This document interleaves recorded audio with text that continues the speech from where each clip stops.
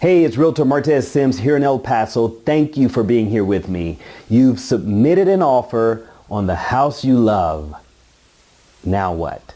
That's the question I'm going to answer for you right here in this video.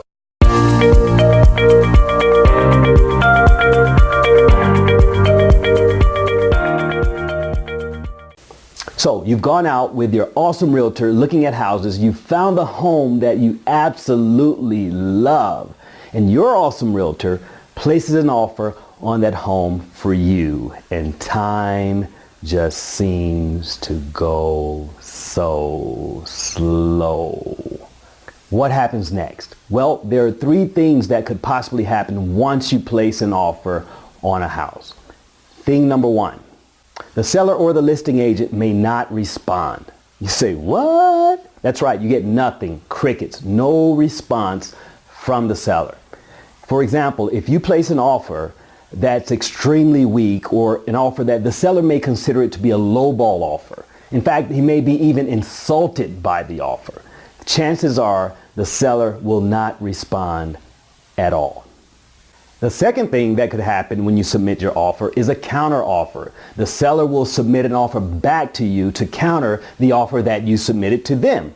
And you say, well, why would they do that? There are several reasons a seller will submit back to you a counter offer. For example, they may not be totally comfortable with the price you came in at. So they may recommend something that's slightly higher than the price you came in at, but not necessarily as high as their original asking price. And for that, they will use a counter offer. Another example, for instance, the seller may not be quite comfortable, again, with the amount of funds that you're asking the seller to pay in seller concessions. So they will submit a counter offer to change the amount of funds that you're asking them to pay in seller concessions. Several reasons to submit a counter offer. Not all of them are associated with money. For example, if in your initial offer, you put a closing date of 60 days forward, well, the seller might need to be out of the house and gone sometime prior to that, so they'll submit a counter offer for, 30, 45 days forward to close on the house. Several reasons to submit a counter offer. That's thing number two that happens when you submit your offer. So the third thing that could happen when you submit an offer, the seller accepts it, they agree with it, they sign it, and now you're ready to move on to the next phase of the buying process, which I'll talk about in another video. But for now, let's recap. Thing number one that could happen when you submit an offer. You get crickets, nothing, chirp, chirp, no response. Don't be afraid. Just let your awesome realtor handle that for you. Let your realtor reach out to the listing agent and find out what's going on with the deal. Stay patient, stay calm, and let your realtor handle that for you. Again, thing number two, a counter offer.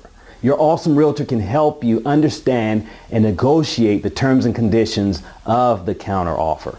Thing number three, the seller accepts the deal. The seller accepts the offer that you've submitted. At which time, your awesome realtor will take you by the hand and lead you through the next and subsequent phases of the home buying process. Hey again, I am Realtor Martez Sims. I really hope you found this tutorial extremely beneficial. If you have questions, you can enter them below and I'll do my very best to answer them for you. If you have comments, maybe you have experience where you submitted an offer and you didn't get anything back, or you had an interesting situation in a counter offer negotiation, I'd like to hear about that as well. So please enter those below. Thank you so much. Bye for now.